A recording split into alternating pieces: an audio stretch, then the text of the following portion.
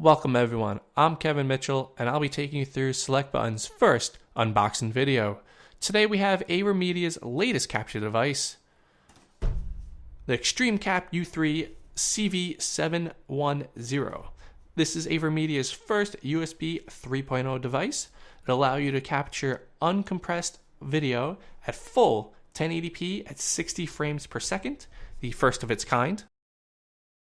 Previously, their products and the majority of others at consumer levels are maxed out at 30 frames a second when recording at 1080p, so this is a significant leap when moving forward. We've been using the line of products for Avermedia for the last few years. Internally, we have the Live Gamer HD that we use to capture all our PC footage, as well as the source for our live streaming. For consoles, we use the Live Gamer Portable footage using HDMI. So let's open this up and see if this is the new king of video capturing.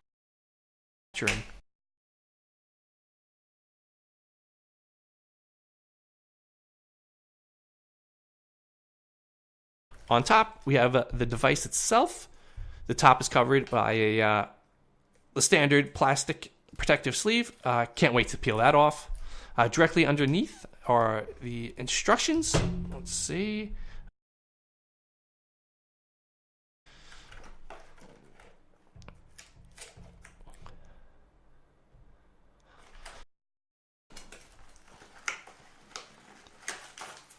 All right, that's in max. We can toss this aside.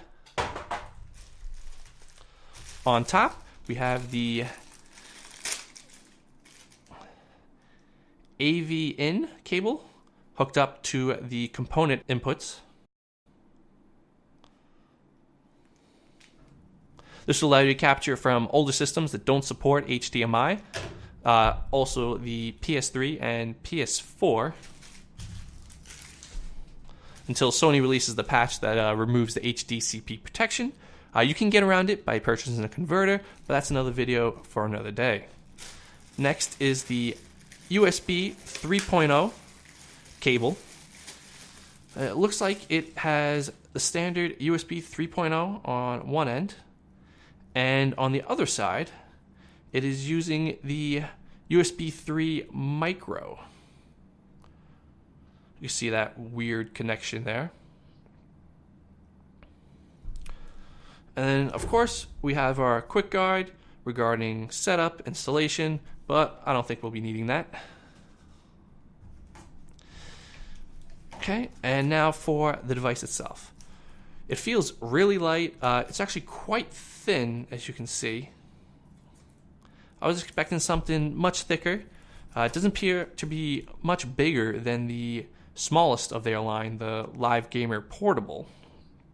Top is covered in a nice black glossy material similar to the PlayStation Vita, if you have one of those, or the front side of the DualShock 4 controller surrounding the buttons. The bottom is covered by really nice rubber grip to keep it in place. Yeah, this thing is not moving at all. This thing isn't going to move anywhere, which is good, because if you have this on a corner of your desk and you have all the cables plugged into it, maybe drag down, lift it up off of the ground. Currently, I have a converter sitting on top of an HDMI splitter with 8 different inputs, as well as a Triton headset box right on top of that. So all of those things, if they weren't tied down to the desk, they would be on the floor a long time ago. All right, let's take a look at the ports. On the left, we have the AVI input for anything using the component cables. Next is the standard HDMI. You'll notice that Avermedia has removed the HDMI output from the device. They're really banking on the claim that the lag will be virtually unnoticeable when playing from the preview window. If you have one, you can still use an HDMI splitter, allowing you to broadcast signal across 2 or more devices, monitor, TV, whatever you have. Finally, on the right, we have the ugliest sin, the micro USB 3 input. Okay, I think I waited long enough time to tear this thing open. Look how glossy that is. That thing is a beauty. All right, let's hook it up. Now that the ExtremeCap is hooked up, I've tested it with 2 different PS4 games.